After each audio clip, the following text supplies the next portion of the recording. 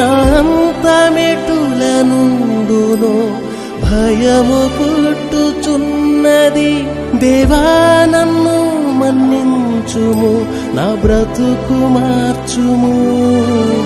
యేసుని చేతికి ఇక లొంగిపోదును.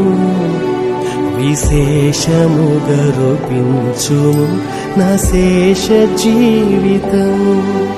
నా బ్రతుకు దినములు లెక్కింప నేర్పుము.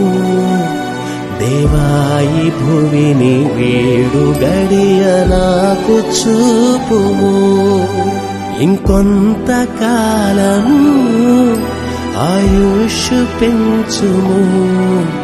నా బ్రతుకు మార్చుకుందును సమయము నిన్ను.